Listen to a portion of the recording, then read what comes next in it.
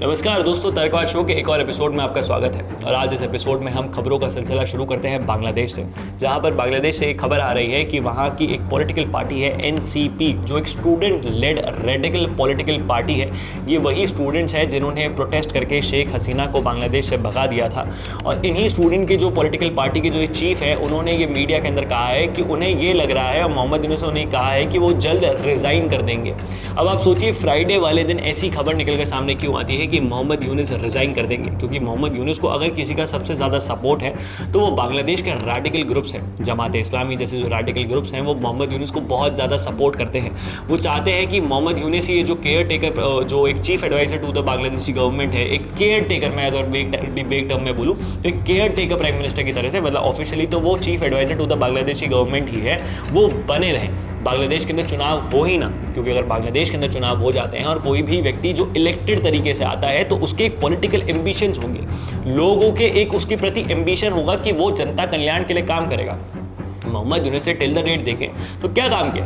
कुछ नहीं। यही सेम चीज़ आर्मी चीफ जो है बांग्लादेश के, उन्होंने भी मोहम्मद यूनुस को कहा कि आप जल्द से जल्द इलेक्शन कराइए और अपने अपने काम पे वापस लौट जाइए। लेकिन मोहम्मद यूनुस का उस पर कहना यह था कि अभी तो मैं 2026 में इलेक्शन करवाने की सोचूंगा।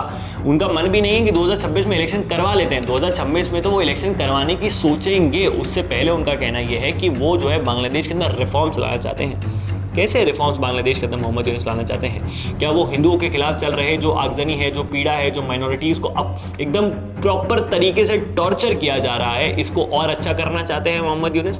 या फिर मोहम्मद यूनुस बांग्लादेश के अंदर इतना ज़्यादा एंटी इंडिया मूवमेंट चलाना चाहते हैं कि कोई भी सरकार बांग्लादेश के अंदर मौजूद हो उसका एक ही मोटो रह जाए, क्योंकि जनता के दिमाग में एंटी इंडिया सेंटिमेंट इतना ज़्यादा घुस जाना चाहिए कि आने वाली जितनी भी पॉलिटिकल पार्टीज़ है, कभी भी उनको हटने के बाद या फिर उनके जाने के बाद, उनका जो जब भी उनको झंडों भी नसीब हो जाता है मोहम्मद यूनुस को, उसके बाद भी पॉलिटिकल पार्टीज का यही एजेंडा रहे कि हमें एक एंटी इंडियन नैरेटिव चलाना है।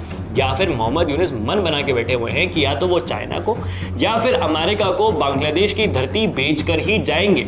या फिर मोहम्मद यूनुस का यही मन है कि वो चाहते हैं कि इंडियन आर्मी आए और बांग्लादेश के और टुकड़े करे और मिजोरम को बीचेस दे दे, त्रिपुरा को बीचेस दे दे, सिलीगुड़ी कॉरिडोर को और चौड़ा कर दे, और मोहम्मद यूनुस इसको एक अचीवमेंट के तौर पे अपना ले। क्योंकि मोहम्मद यूनुस को जब इलेक्शन करवाने के लिए बोला जाता है तो वो इस चीज़ को टालने लग जाते हैं, क्योंकि मोहम्मद यूनुस को बहुत अच्छे से पता है कि एट प्रेजेंट अगर देखा जाए तो बीएनपी जो खालिदा जिया की पार्टी है, जो इससे पहले जो है जेल के अंदर मौजूद थी, शेख हसीना ने जो भगकर वापस इंडिया आ गई है, अभी इंडिया आ चुकी है, उन्होंने खालिदा जिया जो बीएनपी की लीडर है उनको जेल के अंदर डाल दिया था। लेकिन जैसे ही शेख हसीना भगकर इंडिया आती है, वैसे ही बीएनपी के लोग जो है खालिदा जिया को जो है जेल से आज़ाद करवा देते हैं, और अभी खालिदा जिया घूम रही है और वो चाहती है कि इलेक्शन हो। और अगर इलेक्शन होते हैं तो मेजॉरिटी चांसेस हैं कि खालिदा जिया वापस से जीत जाए और वो बांग्लादेश की पीएम बन जाए। और बांग्लादेश के अंदर ये रीति रिवाज हमेशा से चलता आया है कि जो भी व्यक्ति इलेक्शन हार जाता है, क्योंकि मोहम्मद यूनुस को पता है कि वो 4 वोट नहीं पा पाएंगे इलेक्शन जीत के, इसलिए उन्होंने एनसीपी जैसी radical student led political parties बना रखी है, जिसको वो फॉरेन से फंड करते हैं। फॉरेन से फंड करने का मेरे पीछे का तात्पर्य ये है कि एनसीपी के जो लीडर्स हैं ये उनको क्लिंटन परिवार के हो रहे फंक्शंस के अंदर लेकर जाते हैं। डायरेक्टली इनडायरेक्टली इसका तात्पर्य निकल कर क्या आता है कि मोहम्मद यूनुस अभी भी एट प्रेजेंट देखा जाए तो डेमोक्रेट्स के साथ एसोसिएटेड है, क्योंकि रिपब्लिकन्स स्पेशली डोनाल्ड ट्रंप तो मोहम्मद यूनुस को बिल्कुल भी पसंद नहीं करते हैं। जिस तरीके से मोहम्मद यूनुस ने डोनाल्ड ट्रंप के खिलाफ कैंपेनिंग करी है, उनके खिलाफ बोला है, डोनाल्ड ट्रंप कभी भी ये चीज़ नहीं बोलते हैं कि उन कौन से लोग उनके खिलाफ खड़े हुए थे। अगर इसी को मद्देनजर रखते हैं तो मोहम्मद यूनुस को पता है कि अगर गलती से चुनाव हो जाते हैं और अगर वो चुनाव हार जाते हैं तो उनके साथ ये वो होगा जो शायद शेख हसीना के साथ भी नहीं हुआ था, क्योंकि शेख हसीना को तो समय भी मिला था जाने का। क्या मोहम्मद यूनुस को बांग्लादेश से भगने तक का समय मिलेगा? ये सवाल मोहम्मद यूनुस के दिमाग के अंदर बहुत अच्छे तरीके से दौड़ रहा होगा। और अब देखना यही है कि किस तरीके से मोहम्मद यूनुस इस चीज़ को टैकल आउट करते हैं। लेकिन अगर अब हम बांग्लादेश से निकलते हैं तो अब हम चलते हैं बांग्लादेश के पास में हमारा एक राज्य है पश्चिम बंगाल। पश्चिम बंगाल की तरफ हम जाते हैं तो हमें पता चलता है कि पश्चिम बंगाल के अंदर मुर्शिदाबाद के अंदर कुछ समय पहले प्रोटेस्ट किए गए थे। उन प्रोटेस्ट को लेकर कलकत्ता हाईकोर्ट ने अपनी रिपोर्ट जारी करी है। उस रिपोर्ट के तहत कलकत्ता हाईकोर्ट ये कह रहा है कि मुर्शिदाबाद में हुए गए जितने भी प्रोटेस्ट थे वो प्री प्लान्ड थे। हिंदुओं के खिलाफ वो प्रोटेस्ट कराए गए थे। हिंदुओं को ज़बरदस्ती टारगेट किया गया था, हिंदुओं के घर, उनकी दुकानें, उनके शोरूम को चिन्हित किया गया था और 113 हिंदू घरों को जलाया गया था। ये जानबूझ के करा गया था, ये एक प्लान्ड प्रोटेस्ट था। उस रिपोर्ट के अनुसार ये कहा जाता है कि एक आपने खबर सुनी होगी बेटाबॉन विलेज के अंदर, जहाँ पर एक हिंदू पिता और हिंदू बेटे को मार दिया गया था। उसी के पास में रह रहे एक मुसलमान परिवार ने मॉब लिंचिंग कर दी थी उनकी। कमाल की बात यह है कि जहां पर ये हत्या हुई है, जहां पर ये कांड हुआ, उससे 300 मीटर दूर ही पुलिस स्टेशन था। पुलिस स्टेशन से कोई नहीं आया। पुलिस को जो ऑर्डर्स दिए गए थे वो ऑर्डर्स उन्होंने फॉलो नहीं करे, क्योंकि पुलिस डर में थी। ममता बनर्जी अपनी आंखों पर पट्टी बांधे बैठी हुई थी, क्योंकि जो लोग आगजनी कर रहे थे, हिंदुओं के साथ पीड़ा कर रहे थे, वो जो है ममता बनर्जी का वोट बैंक है, और ममता बनर्जी अपने वोट बैंक को नाराज नहीं करना चाहती थी। खैर छोड़िए, ममता बनर्जी की बात को हम कितना ही सीरियसली ले सकते हैं। उनका तो एक सेट एजेंडा है, सेट वोट बैंक है, लेकिन केंद्र में बैठी सरकार वो क्या सोच रही है? उनके लिए कब तक ये बांग्लादेश, पश्चिम बंगाल जो है वो जलता रहेगा? पश्चिम बंगाल के अंदर वो ये चीजें देखते रहेंगे कि जब भी पश्चिम बंगाल में आप देख लीजिए, जब इलेक्शन हुए तो उसके बाद हिंदुओं के साथ क्या हुआ, फिर उसके बाद जो है मुर्शिदाबाद के अंदर क्या हुआ, फिर उससे पहले भी जो है हिंदुओं के साथ पश्चिम बंगाल में क्या होता आया, ये हम तर्कबात पे कवर करते रहे हैं। लेकिन केंद्र में बैठी सरकार को प्रेसिडेंट रूल लगाने से कौन रोक रहा है? गवर्नर भी कहते हैं कि पश्चिम बंगाल में हालात बहुत गंदे हैं। हम इंतजार किस चीज़ का कर रहे हैं कि पश्चिम बंगाल के हालत क्या कश्मीर जैसे हो जाएंगे? तब हम सोचेंगे कि पश्चिम बंगाल में प्रेसिडेंट रूल लगा देना चाहिए।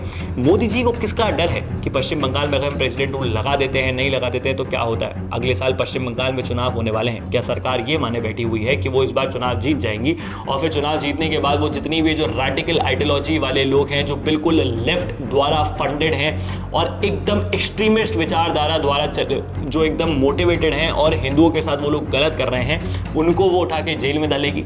या तो सरकार ये एकदम पब्लिक फोरम पे आके ये चीज़ बोले कि हम इंतजार ही ये कर रहे हैं कि हम इलेक्शन जीते तब जाके हम ये सब काम करें, या फिर ये सरकार बोल दे कि हम डर चुके हैं इसलिए हम नहीं चाहते कि हम ममता बनर्जी को हटा दें? और ममता बनर्जी से भी सवाल पूछना चाहिए, स्पेशली उन लोगों को सवाल पूछना चाहिए जो हर बात में ह्यूमन राइट्स करते रहते हैं। बंगाल में चल रही हर एक हिंदू जो हत्या होती है, उन सभी चीज़ों को पूरी मीडिया उसको रिपोर्ट करती है। कोई ज़्यादा करता है, कोई कम करता है, लेकिन रिपोर्ट ज़रूर की जाती है।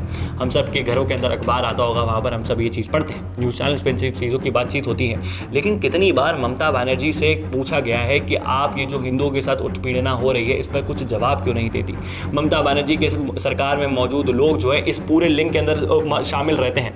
अभी भी आप देखिए कि टीएमसी का एक काउंसलर है महबूब आलम, वो इस पूरे मॉडल को लीड कर रहा था, वो टीएमसी का काउंसलर है। अब आप सोचिए, महबूब आलम अभी भी एट प्रेजेंट ममता बनर्जी की पार्टी के लोग इस मुर्शिदाबाद में हो रहे प्रोटेस्ट के अंदर शामिल थे, और अभी तो रिपोर्ट और अच्छे से होना चाहिए कि ये जो लोग वहां पर आगजनी कर रहे थे, पत्थरबाजी कर रहे थे, हिंदुओं के घर जला रहे थे, हिंदुओं के साथ बदसलूकी कर रहे थे, बदतमीजी कर रहे थे, क्या वो सही में हिंदुस्तानी है भी, या फिर वो उन्हीं 2 करोड़ 3 करोड़ इलीगल बांग्लादेशियों के अंदर शामिल होते हैं जिनको ज़बरदस्ती यहाँ पर किसी भी हालात के तहत यहाँ पर उनको वोटर ID कार्ड पहुँचा दिया गया हो, उनके पास आधार कार्ड पहुँचा दिया गया हो? ये सवाल पूछा जाना चाहिए। अभी तो इस पर जांच पड़ताल शुरू हुई है, पड़ताल ढंग से होनी चाहिए, क्योंकि अगर इस देश के अंदर 100 करोड़ हिंदू हैं, फिर भी अगर हिंदुओं के साथ ये चीज़ हो रही है और केंद्र में बैठी सरकार खुद को एक हिंदूवादी पार्टी बोलती है, फिर भी हिंदुओं के साथ ये सब चीज़ें हो रही हैं, तो फिर तो कुछ मतलब ही नहीं निकला। आज से जो 2000 साल पहले हिंदुओं के साथ हो रहा था वो भी आज हो रहा है। इस देश में डेमोक्रेसी लाने का, न्यायपालिका लाने का कोई मतलब ही नहीं रहा। सुप्रीम कोर्ट क्या कर रहा है? क्या वो सरकार को फटकार नहीं लगा सकता? वैसे तो हर मामले के अंदर सुप्रीम कोर्ट को सबसे आगे आना होता है, लेकिन जब भी मामला हिंदुओं के रिगार्डिंग होता है तो सुप्रीम कोर्ट की आंखों पर भी शायद पट्टी बन जाती होगी। इंतजार कर रहा होगा कि सबूत है, लेकिन अब जब कलकत्ता हाई कोर्ट ने ही रिपोर्ट जारी कर दी है, तो अब भी सुप्रीम कोर्ट किस चीज़ के बारे में सोच रहा है? क्या अभी भी उन्हें सबूत की ज़रूरत है? इसी के साथ साथ अगर हम खबरों के सिलसिले में आगे बढ़ते हैं तो हमें पता चलता है कि हमारे डैशिंग नेता एच जयशंकर वो अब जाते हैं, मतलब अभी वो एक दौरे पर है जहाँ पर वो जर्मनी, नेदरलैंड्स, डेनमार्क, इन 3 देशों के दौरे पर है। ये जो 5-6 दिन का दौरा वो कर रहे हैं, वहाँ पर वो यूरोप के इन तीनों देशों के लीडर से मिलेंगे, वहाँ पर मीडिया हाउसेस से मिलेंगे, और वहाँ पर उन सभी को ये चीज़ बताने की कोशिश करेंगे कि किस तरीके से पाकिस्तान पूरी दुनिया के अंदर आतंकवाद फैला रहा है। सिर्फ भारत ही इससे त्रस्त नहीं है, पूरी दुनिया इससे त्रस्त हो सकती है। इन सभी चीज़ों के बारे में एच जयशंकर बात करेंगे। अब उनका एक इंटरव्यू बाहर निकल कर आता है जहाँ पर इंटरव्यूअर उनसे सवाल पूछता है और वो उन सब चीज़ों के जवाब देते हैं। अब जो सवाल जवाब होता है उसके अंदर एच जयशंकर वापस से हेडलाइंस के अंदर आ जाते हैं, और हेडलाइन के अंदर पहली चीज़ स्टेटमेंट निकल कर आता है कि यूएस वॉज इन यूएस। मतलब इंटरव्यूअर उनसे सवाल पूछता है कि यूएसए का क्या रोल था, यूएसए कहाँ था? जयशंकर जी बहुत नॉर्मली बोल देते हैं यूएस वॉज इन यूएस। मतलब कहने का तात्पर्य यह है कि जहाँ पर डोनाल्ड ट्रंप सबसे आगे बढ़ चढ़कर, आपने वो राजपाल यादव वाली मीम देखी होगी ना कि ऐसे वो एकदम आता है भगते हुए, वैसे ही डोनाल्ड ट्रंप आ रहे थे कि मैंने सीज फायर कराया, मैंने सीज फायर कराया, मैंने सीज फायर करवाया। क्यों? आपने अक्सर ये चीज़ नोटिस करी हो कि जब भी वॉर लाइक सिचुएशन होती है तो डोनाल्ड ट्रंप सबसे आगे भगते हैं और बोलते हैं कि मैंने इसको बंद करा दिया, मैंने इसको बंद करा दिया। भले वो इसराइल गाजा वाली वॉर हो, रशिया यूक्रेन वाली वॉर हो, या फिर इंडिया पाकिस्तान के बीच में चल रहा कॉन्फ्लिक्ट, जहाँ पर इंडिया पाकिस्तान के अंदर मौजूद टेररिज्म जो पूरी दुनिया को हार्म कर रहा है, उसको इरेडिकेट करना चाहता है, वहाँ पर भी डोनाल्ड ट्रंप सीज फायर करवाने के लिए आ जाते हैं। ऐसा क्यों? क्योंकि डोनाल्ड ट्रंप का सबसे बड़ा कॉम्पिटिटर अगर मैं कहूँ तो वो है बराक ओबामा, और बराक ओबामा को अपना टेन्योर स्टार्ट होते ही नोबेल पीस प्राइज मिल गया था, और डोनाल्ड ट्रंप के सपोर्टर्स भी यही चीज़ चाहते हैं कि डोनाल्ड ट्रंप को भी नोबेल पीस प्राइज मिल जाए। इसलिए डोनाल्ड ट्रंप जब भी कहीं पर कोई भी वॉर होती है तो उसकी सीज फायर करवा दिया, उसको बंद करवा दूंगा, उसको रोक दूंगा, ये सब बातें करना शुरू कर देते हैं। भले ही वो खुद यमन के अंदर हूतियों पर हमला करते रहे, ईरान के अंदर हमला करने रहे, ईरान पे हमला करने की बात करते रहे, इराक में हमला करते रहे, सीरिया में हमला करते रहे, ऊपर नीचे कहीं पर तख्ता पलट करवाते रहे, वो उससे कोई फर्क नहीं पड़ता। लेकिन वॉर उन्होंने रुकवा दी जिससे वो नोबेल पीस प्राइज के दावेदार बन जाए। अगर हम आगे बढ़ते हैं तो हमें एच जयशंकर की एक वीडियो क्लिप भी है जो बहुत ज़्यादा वायरल हो रही है, पहले आप वो वीडियो सुन लीजिए। The cessation of firing and military action was something which was negotiated directly between India and Pakistan. We made one thing very clear to everybody who spoke to us, not just United States, but to everybody, saying, look, if the Pakistanis want to stop firing, they need to tell us.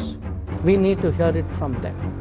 Their general has to call up our general and say this, and that is what happened.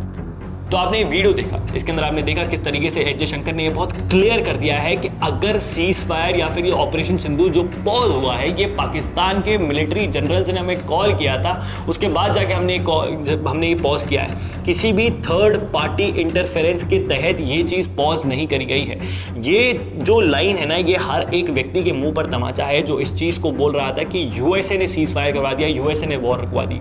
ये बहुत ही clear out statement है USA को भी, waste के एक media outlet को भी, और हिंदुस्तान में मौजूद कुछ पत्रकारों को और नेताओं को भी, जिनके मुंह पर ये बहुत बड़ा तमाचा है, जो भारत की सॉवरेनिटी को लेकर एक सवाल खड़ा कर रहे थे कि भारत सही में क्या एक सॉवरेन देश है जहां पर दूसरे देश के प्रमुख आकर भारत के अंदर वॉर रखवा रहे हैं। सबको ये पता चल चुका है कि भारत के अंदर ये जो ऑपरेशन सिंदूर है ये अभी सीज फायर के तहत खत्म नहीं हुआ है, ये अभी सिर्फ पॉज किया गया है। देखा जा रहा है कि किस तरीके से पाकिस्तानी एस्टैब्लिशमेंट आतंकवाद के खिलाफ क्या रुख अपनाती है। इसी के साथ साथ अगर मैं आपको बता दूं तो जिस तरीके से ऑपरेशन सिंदूर को पॉज किया गया है वो इस चीज़ को दर्शाता है कि कभी भी आर्मी जो है इस चीज़ को वापस से शुरू कर सकती है। और आर्मी अगर जब इस चीज़ को वापस से शुरू कर देगी तो पूरी दुनिया को फिर से ये पता चल जाएगा, जहां पर चाइना के डिफेंस सिस्टम काम नहीं करते, पाकिस्तानी एस्टैब्लिशमेंट बिल्कुल निखट्टू की तरह कुछ नहीं कर पाती, और इंडियन आर्मी सिर्फ अपने रूम के अंदर बैठे बैठे, एसी कमरे में बैठे बैठे ही बटन दबा के पाकिस्तान के एयर बेसेस तबाह कर देती है। आप सोचिए, हम सिर्फ बैठे बैठे इतना कर रहे हैं, कल को अगर सही में जंग के मैदान में उतरने की नौबत आ जाए तो पाकिस्तान का क्या होगा।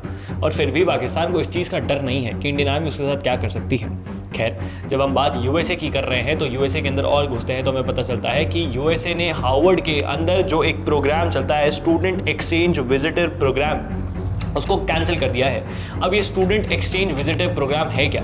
असल में इस प्रोग्राम के तहत जो फॉरेन स्टूडेंट्स हैं वो यूएसए की यूनिवर्सिटीज़ के अंदर जाकर पढ़ सकते हैं, और जिस यूनिवर्सिटी के पास ये लाइसेंस है, स्टूडेंट एक्सचेंज विजिटर प्रोग्राम का जो लाइसेंस है, वो ही फॉरेन के स्टूडेंट्स को अपने अंदर एडमिट कर सकता है, अपने यहाँ पर पढ़ा सकता है। अब हार्वर्ड का ये जो प्रोग्राम है इसको कैंसिल क्यों कर दिया गया है? असल में इसके पीछे डोनाल्ड ट्रंप की नीतियाँ निकल कर आती है। डोनाल्ड ट्रंप का मानना ये है, इनके एडमिनिस्ट्रेशन का मानना ये है कि हार्वर्ड के अंदर पढ़ाई कम और पॉलिटिकल नैरेटिव ज़्यादा फैलाए जा रहे हैं। हार्वर्ड के अंदर जो लिबरल सोसाइटीज़ है वो इजराइल के खिलाफ जूस के खिलाफ एक नैरेटिव फैला रही है। इसी के साथ साथ वहाँ पर रिकॉर्ड नहीं है कुछ भी बच्चों का कि किस तरीके से बच्चे आ रहे हैं जा रहे हैं। वो जो रिकॉर्ड प्रोवाइड करने में हार्वर्ड फेल हो चुका है डोनाल्ड ट्रंप के एस्टैब्लिशमेंट को, और इजराइल वाला पार्ट तो मैंने आपको बताया ही।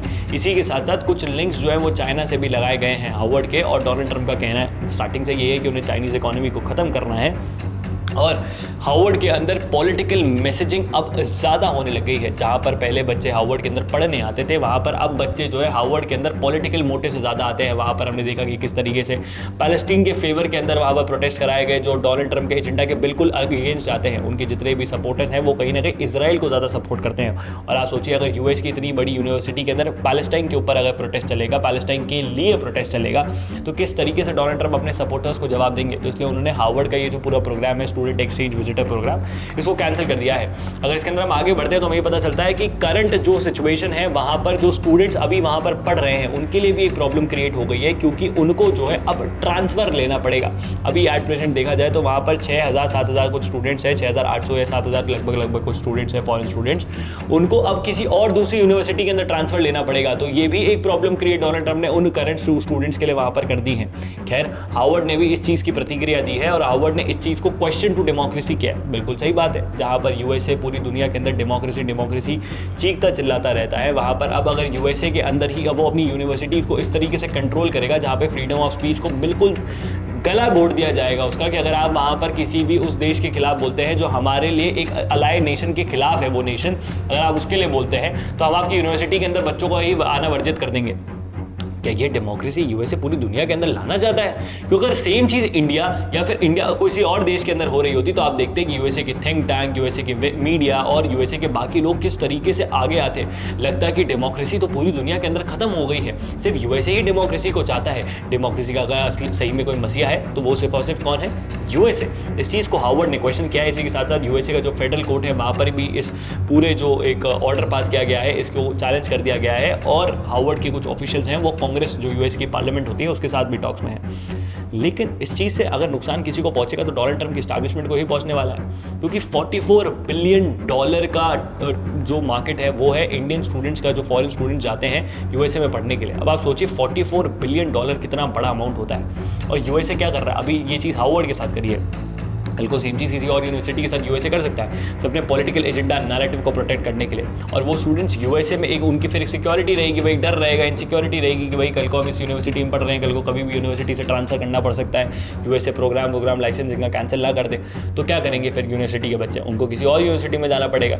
यूएसए जाना लोग प्रेफर कम करना कर देंगे, और फिर जो बाकी देश हैं जैसे ऑस्ट्रेलिया हो गया, यूके हो गया, यूरोप के और नेशंस होंगे, रशिया हो गया, सिंगापुर हो गया, मलेशिया हो गया, फिलीपींस हो गया, यहाँ पर जो इंडियंस पढ़ने जाते हैं, बच्चे पढ़ने जाते हैं, वो ज़्यादा जाना शुरू कर देंगे।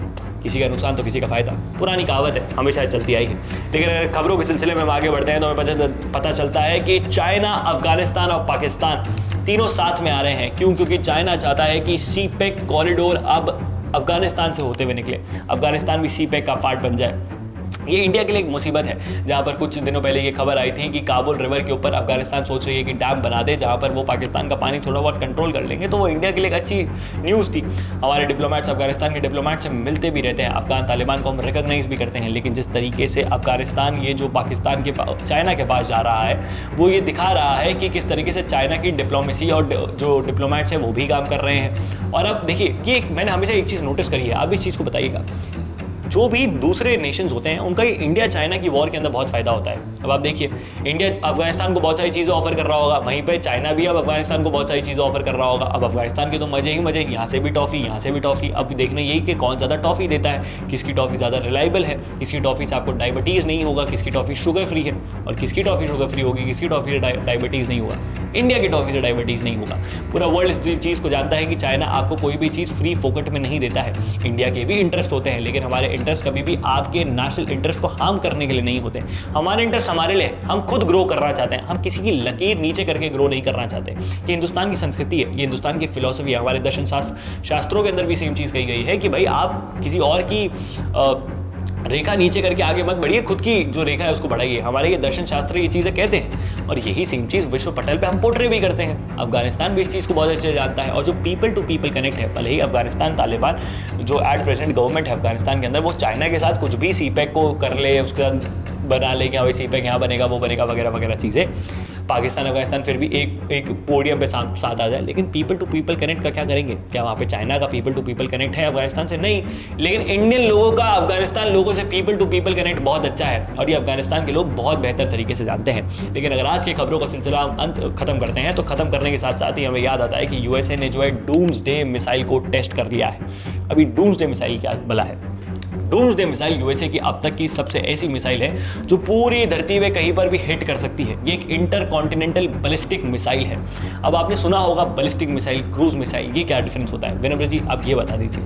असल में जो बैलिस्टिक मिसाइल होता है उसका एक प्रोजेक्टाइल मोशन होता है, मतलब वो मिसाइल यूं निकलती है और वो एक कर्व बनाते हुए लैंड करती है, मतलब वो एकदम टॉप में जाएगी, उसका फ्यूल बंद हो जाएगा और फिर वो सीधे अपने जो जगह है जहाँ पर वो जो उसके कोऑर्डिनेट्स जहाँ पर फिक्स्ड है वहाँ पर आके वो ब्लास्ट कर देगी, वहाँ पर आकर अटैक कर देगी। लेकिन एक जो क्रूज मिसाइल होती है वो ऐसे निकलती है और फिर यूं जाती है। आपने देखा होगा क्रूज मिसाइल यूं जाती है और फिर यूं एकदम उसका मोशन चेंज होता है, लेकिन बैलिस्टिक मिसाइल यूं जाएगी, क्रूज मिसाइल यूं निकल के यूं जाती है। तो ये एक डिफरेंस होता है जब मूवमेंट ऑफ जिस तरीके से होता है। बाकी इंजन के अंदर भी डिफरेंस होता है, किसी का सॉलिड इंजन होता है, लिक्विड इंजन होता है और बाकी तरह के इंजन होते हैं। किसी दिन मिसाइल्स के ऊपर एक अलग से वीडियो लेकर आएंगे तो आपको और अच्छे तरीके से बताएंगे, लेकिन वेग टर्म के अंदर डिफरेंस यही होता है, ये जान लीजिए, बिल्कुल सही बता रहा हूँ। लेकिन क्या इंडिया के पास भी ऐसी कोई इंटर कॉन्टिनेंटल बैलिस्टिक मिसाइल है जो दूसरे कॉन्टिनेंट पे ही जाके हमला करते हैं? तो जी हाँ, बिल्कुल है। इंडिया के पास अग्नि 5 है जो tested inter continental ballistic missile है, जिसकी रेंज लगभग 8000 किलोमीटर तक जाती है। और अगर हम बात करें कि 8000 किलोमीटर से भी जाने वाली कोई रेंज की मिसाइल है तो बिल्कुल है। मतलब अग्नि 6 के ऊपर इंडिया काम कर रहा है, जिसकी रेंज जो है 8000 से लेकर 13000 12000 किलोमीटर तक जाएगी। मतलब आप मान लीजिए कि बीजिंग तक जा रही है। तो ये मत सोचिए कि इंडिया का डिफेंस बहुत कम है। हम धीरे धीरे काम करते हैं, slow and steady win the race. कभी कभार ये कहावत हिंदुस्तान में सूट कर जाती है, लेकिन every time you shouldn't be slow and study.